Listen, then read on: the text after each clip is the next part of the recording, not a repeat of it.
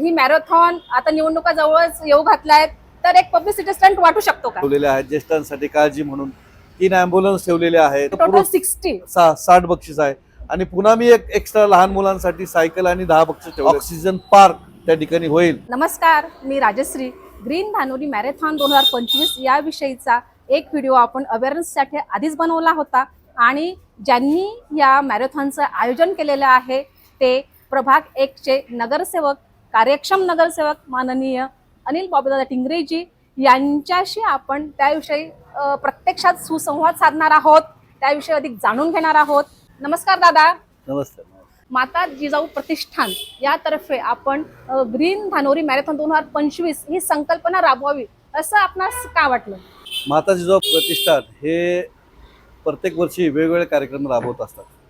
प्रत्येक वेळेस मागे स्वच्छता अभियान राबवलं असेल, वृक्ष संवर्धन, झाडांची खूप लागवड आमच्या संस्थेच्या माध्यमातून झालेली आहे. त्याशिवाय ज्या ठिकाणी अतिवृष्टी होते त्या ठिकाणी आमची संस्था जाऊन त्या ठिकाणी सहकार्य केलेली भावना असेल. असं दरवर्षी आमचं खूप चांगलं स्वच्छता अभियान असेल. या संदर्भात पुणे महानगरपालिकेचा माता जिजाऊ प्रतिष्ठानला आम्हाला पुरस्कारित केलेला आहे. महाराष्ट्र सरकारच्या वतीने आम्हाला प्रतिष्ठानला पुरस्कृत केलेलं आहे. त्यामुळे हेही मॅरेथॉन व्हावी याच्यामध्ये आम्हाला 2-3 संदेश द्यावेसे वाटतात. आरोग्याचा एक संदेश आहे त्याच्या पाठीमागे आणि 3.5 किलोमीटरचंच एक आपली ही मॅरेथॉन ठेवली आहे. त्याच्यामध्ये सगळ्या आपल्या भागातल्या नागरिकांना पार्टिसिपेट करता येईल, सहकुटुंब त्यांना भाग घेता येईल आणि त्याच्याबरोबर आपली वृक्ष लागवड हा सगळा संकल्प करून ही मॅरेथॉनचे नियोजन आम्ही केलेलं. म्हणूनच नाव दिलं आम्ही ग्रीन मॅरेथॉन आणि पर्यावरणाचा पण आम्ही काळजी याचा संदेश आम्ही अशा स्वरूपाचा देतो आहे. म्हणजे आज आहे 5 आणि 7 डिसेंबरला सकाळी 6 वाजता ही मॅरेथॉन स्पर्धा सुरू होणार आहे. तर यासाठी आपण कधीपासून प्रयत्न करत आहात? बरोबर आहे ना. आता ही मॅरेथॉन स्पर्धा घ्यावी अशी जर आमच्या माता जिजाऊ प्रतिष्ठान जर आमचं ठरलं असेल, त्याच्याबरोबर आमचा एक दुसरा ग्रुप आहे LRWA, ते सामाजिक सगळं कामं करतात. त्यांना आपलं बरोबर घ्यावं, कारण व्यापक स्वरूपाची ही मॅरेथॉन आहे. त्याच्याबरोबर VSS संस्था आहे जी ह्या झाडाचं संगोपन करतात, तिथं आम्ही लावलेल्या झाडांचं व्यवस्थापन करतात, ती एक मोठी संस्था आहे. आणि ग्रीन अवनी एक असे सगळे 4-5 संस्था मिळून आम्ही हे सगळं नियोजन करायचं ठरवलं. याच्यामध्ये ठीक आहे म्हटलं की हे सगळे मंडळी एकत्र आल्यानंतर एक चांगलं उद्दिष्ट साध्य करता येईल म्हणून हे मॅरेथॉन घ्यायचं आम्ही ठरवलेलं आहे. खरं तर हा खूप मोठा इव्हेंट आहे आणि आपण सगळ्यांना सोबत घेऊन हा इव्हेंट करत आहात. तर यासाठी रजिस्ट्रेशन कितीपर्यंत झालंय? आमच्या आनंदाची बाब सांगायची म्हणजे प्रभाग 1 चे नागरिक इतके जागरूक आहेत की आम्ही 22 तारखेला ऑनलाईन सहभाग घ्यावा म्हणून ऑनलाईन आम्ही पोस्ट केलं होतं. तर आम्हाला 30 तारखेपर्यंत 12,000 नागरिकांचं त्या ठिकाणी म्हणजे हे प्रवेश झालेला आहे. आणि 12,000 नागरिकांमध्ये 2-1,000 नागरिक हे बाहेरचे असतील, म्हणजे प्रभागाच्या व्यतिरिक्त असतील, पण 10,000 नागरिकांचा आमच्या याच्यामध्ये सहभाग झाला आहे. आता एवढी संख्या मोठी असल्याने आम्हाला प्रथमच नियोजन करतोय म्हणून आम्ही 10,000पर्यंत संख्या थांबवली. म्हणून ती 1 तारखेपासून रजिस्ट्रेशन थांबवलेलं आहे आणि एवढ्या मोठ्या संख्येचं मॅरेथॉन एवढी लोक भाग घेतला आहे. ह्यांची सर्वांची काळजी करून व्यवस्थित असं नियोजन करावं म्हणून 10,000पर्यंत मर्यादित ठेवून आम्ही यावेळेस 10,000पर्यंत हा कार्यक्रम आम्ही करणार आहोत. गुलाबी थंडी आहे, ज्येष्ठांचाही भरपूर सहभाग आहे आणि मला सांगण्यास आनंद होत आहे की जेव्हा आम्ही व्हिडिओ केला त्यानंतर कमेंट्समध्येही विचारलं की अजून आम्ही सहभागी होऊ शकतो का, किंवा पिंपळे सौदागरांनी मला फोन आला की आम्हालाही त्यात पार्टिसिपेट करायचं आहे. तर ही खूप चांगली गोष्ट आहे, कारण म्हणजे 50+ जे आहेत ते ज्यांना आपण ज्येष्ठ म्हणतो ते खरं अर्थाने तरुण म्हणून त्यात सहभागी होणार आहेत. नक्की नक्की. आता ही आणि म्हणजे हाच म्हणजे आपल्या यशाकडे कुठेतरी आपण चाललोय याची ही एक नांदी आपण म्हणू शकतो. नाही नक्की. आता त्याच्यासाठी तुमचा जो प्रश्न होता की अजून लोकांना त्यामध्ये भाग घ्यायचा, तर प्रभागातल्याच नागरिकांना ऑफ द रेकॉर्ड सर ऑफिसला आपल्या भेट दिली तर आपण त्यांना उद्यापर्यंत संध्याकाळपर्यंत प्रवेश देऊ शकतो.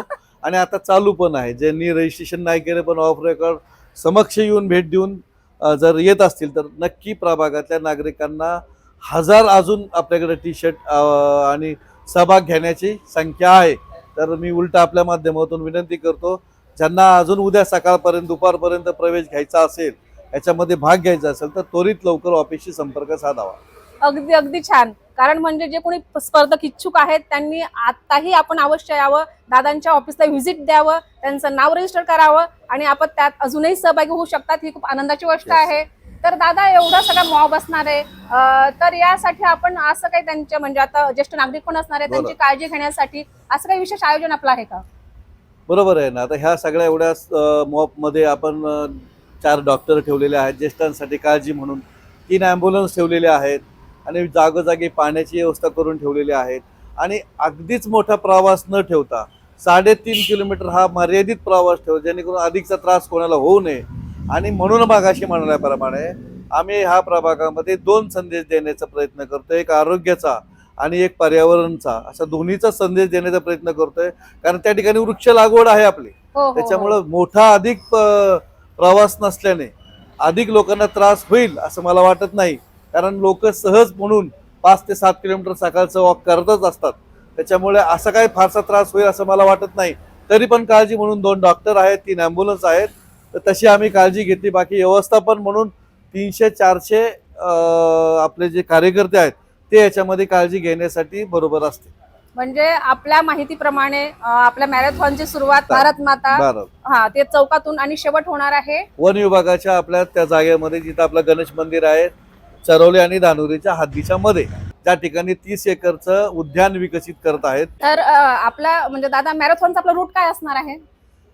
आपण जकात नाका म्हणतो तिथे भारत माता रस्ता दिलाय, जिथे आपण बरेच कार्यक्रम घेत असतात सगळे बाकीचे सामाजिक कार्यकर्ते. तिथून आपण जो चालू करणार आहोत तर धानुरीच्या तिथून मागच्या रोडनी आपण चरोली हद्दीपर्यंत, ज्या ठिकाणी वन विभागाचा जागा आहे, हा एकूण 3.5 किलोमीटरचा प्रवास. आणि आपण तो स्पॉट का निवडला मॅरेथॉन संपण्यासाठी, एंड पॉइंट तो का निवडला? ही फार महत्वाची गोष्ट आहे जी आपण प्रश्न विचारला. कारण जो संदेश आपण पोहोचवतोय त्याच्यामध्ये वृक्ष लागवडीसाठी, आता माझा प्रभाग 1.5 लाख मतदारसंघाचा आहे. या प्रभागामध्ये लवगाव आणि धानोरी हद्दीच्या मध्ये हे 30 एकरची जागा आहे जी वन विभागाची आहे, परंतु महानगरपालिका आणि वन विभाग संयुक्तरित्या ती विकसित करते. म्हणजे आपले काही फ्युचर प्लॅन्स आहेत? आहे ना. त्या ठिकाणी महानगरपालिकेच्या वतीने मागच्या 2017 ते 22 ह्या वेळेस जे मी 5 वर्ष महानगरपालिकेमध्ये नगरसेवक म्हणून कार्यरत होतो, त्यावेळेस 5 ते 4.5 कोटी बजेट आम्ही वन विभागाला दिलं. त्या ठिकाणी अंतर्गत रस्ते केले, त्या ठिकाणी एक तलाव जो पूर्वीचा होता त्याला दुरुस्त केला आणि मागे संपूर्ण वॉल कंपाऊंड केलं. येणाऱ्या काळामध्ये जर सुदैवाने भविष्यामध्ये चांगली संधी दिली तर येणाऱ्या काळामध्ये अतिशय सुंदर गार्डन त्या ठिकाणी करणार आहोत. त्या ठिकाणी पर्यावरणासाठी किंवा पर्यटनासाठी पण त्या ठिकाणी जागा करणार आहोत. घनदाट जंगल करणार आहोत. एक योग्य असा योगासनाचा कार्यक्रम, वॉकिंग ट्रॅक, जे की आपल्या प्रभागातल्या नागरिकांना अतिशय महत्त्वाचा भाग, ऑक्सिजन पार्क त्या ठिकाणी होईल.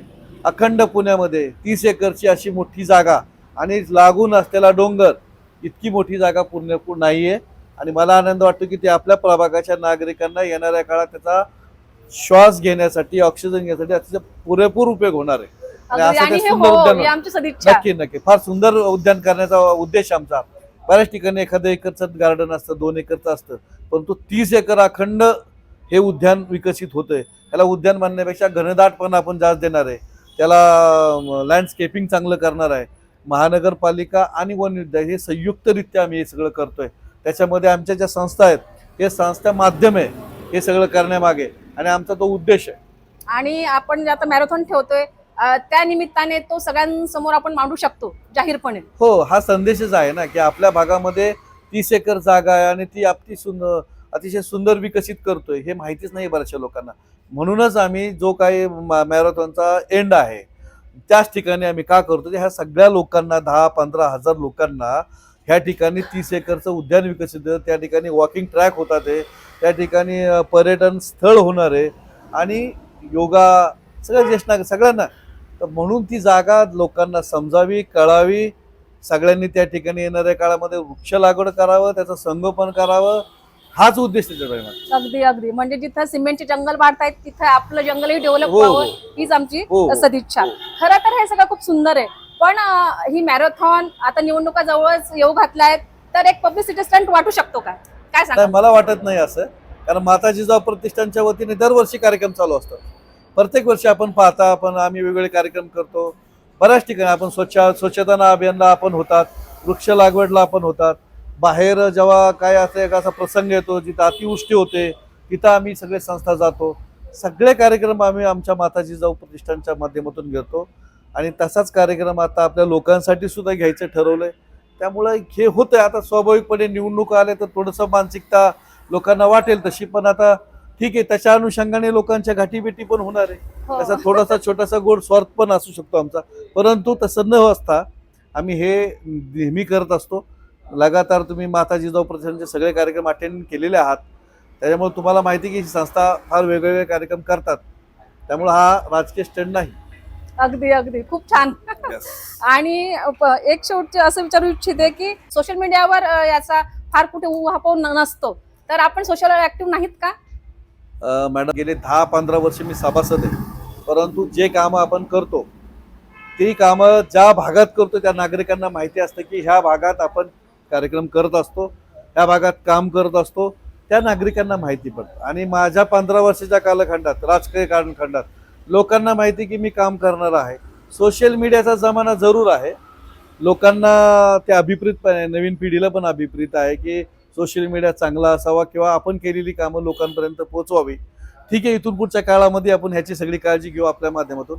परंतु याच्या मागे मी सोशल मीडियाचा खरंच काय जास्त उपयोग केला नाही, परंतु माझ्या प्रभागातल्या नागरिकांना माहिती आहे की या ठिकाणी विकास कामं करत असताना कशा पद्धतीने केले, पाण्याचं वितरण व्यवस्था सुरळीत केली आहे, पाण्याच्या टाक्या जागोजागी मी 4 टाक्या बांधल्यात, CBSE पॅटर्नची इंग्लिश मिडियमची शाळा मुंजाबवस्थी मध्यमवर्गीय वर्गाला त्या ठिकाणी दिलेली आहे, गार्डन केले, DP रस्ते खुले करण्याच्या मार्गावर आहे.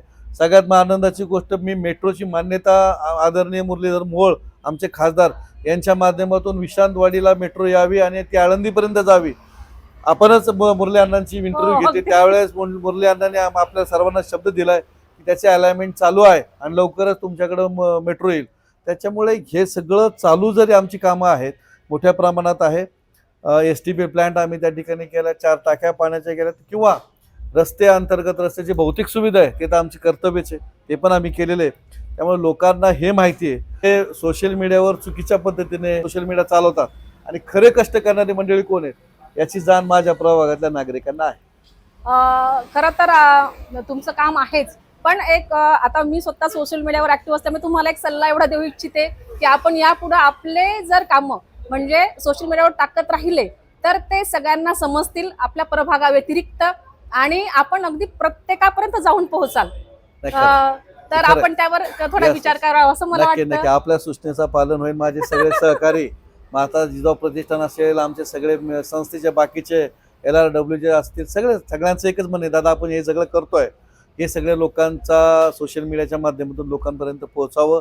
तुम्ही चांगलं काम करता हे सगळ्या लोकांना माहिती आहे आणि आपण पण हे सूचना केलेल्या सर्वांनी, तर हे आपण इथून पुढे चांगल्या पद्धतीने लोकांपर्यंत पोहोचू.